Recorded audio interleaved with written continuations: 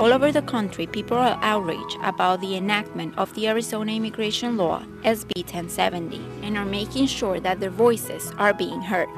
The fact of the matter is that the failure of the Obama administration to assert federal control over immigration has given rise to the bill that Arizona passed, and until the Obama administration stops delegating immigration enforcement to the states through programs like 287G and the Secure Communities program, I very much fear that other states will replicate this law. What the government needs to do, especially after the introduction of this crazy bill in Arizona, is to push for immigration reform, which is needed. I don't see how the police or the government will be able to tell which person is illegal or not. There's no way to know because there are many Hispanics who are legal residents, and this will greatly affect their civil rights. While the protests against the law continue, the call for the passage of immigration reform keeps getting louder. President Obama promised that he would take on the issue during his first year of presidency. During the first months, he said the first thing he would do would be to pass immigration reform, and he hasn't done it. He hasn't kept his word. Let's hope that now, after what has happened in Arizona, he will deliver. And I hope that he will support us the way that we Latinos supported him. It's not only about those of us who have papers, but also about our brothers and sisters who don't.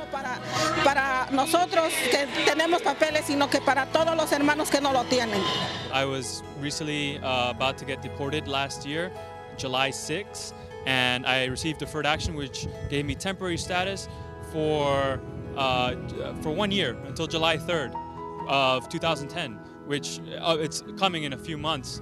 And I was brought to this country at the age of 3, and all I've done was try to excel in school and try to make a future for myself, but I was denied that.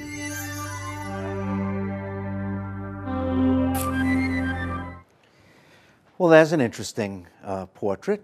I mean, along with what you've had to say about profiling, there's people who, with trajes y corbatas, who don't necessarily fit the profile, no accent. Right. He's part of this problem too, isn't he? Yeah, and there are hundreds of thousands of them. And I'll say this to begin. You know, children should not be held responsible for the actions of their parents. That young man that we just saw came here at the age of 3. He looks like he's 20. Do you think he knows any other country but the United States of America?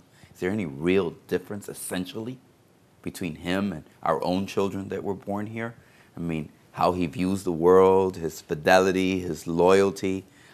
He's getting educated. Should we have spent all those years educating him, providing health care and developing him, and then just throw him away? So it comes back to the issue of, I don't know, I just think of what's fair, right? Where is fairness in this debate? We know here's the law. But the law, a judge has to dispense justice, right? So what is justice for that young man? Is it deporting him, or is it allowing him to continue with his education and saying, if you finish your education, you know, if you demonstrate you're productive, we're going to cure that ill. That is, the fact that you came here at a young, tender age, and allow you to incorporate. I mean, sending him back to a country he doesn't know the language, the mores, the idiosyncrasies, nothing about, in which he has no support structure. Is that fair, and is that justice? I don't think so. But when Congress had an opportunity to take just that discrete piece of it, not wave in 12 million people, not write new laws that have to cover very, very complex, large numbers of people, but to say for that young guy, here, we're going to find a way for you to pay in-state college tuition. We're going to find a way for you to be able to accept a scholarship if you win one. Because right now they can't, under the terms of their presence in this country. And that couldn't even pass. The DREAM Act couldn't pass. So is the country really ready to take on a big, complex bill where both sides have to give a little in what they're arguing over, when we couldn't even solve that small and really discrete problem. Yeah, because part of the issue here, Ray, is that for many people in the Congress, you know, it's like being a little pregnant, you know, like a little amnesty, right? So for them, they just view it, they can't. They won't do it. Even if you were to segregate them, they won't do it. And if they do it, they want such onerous enforcement actions and other provisions. So you have to say to yourself, oh, so we can't solve the problem because they don't see the issue of fairness. They say, oh, we don't believe in any amnesty at all. You have to remember, Ray, that in America, we're also dealing with a group of people who don't want to solve the immigration issue and who don't want another immigrant to come into this country. I mean, they want to end all immigration, not illegal, any and all immigration. And they see even that young man as a threat to America.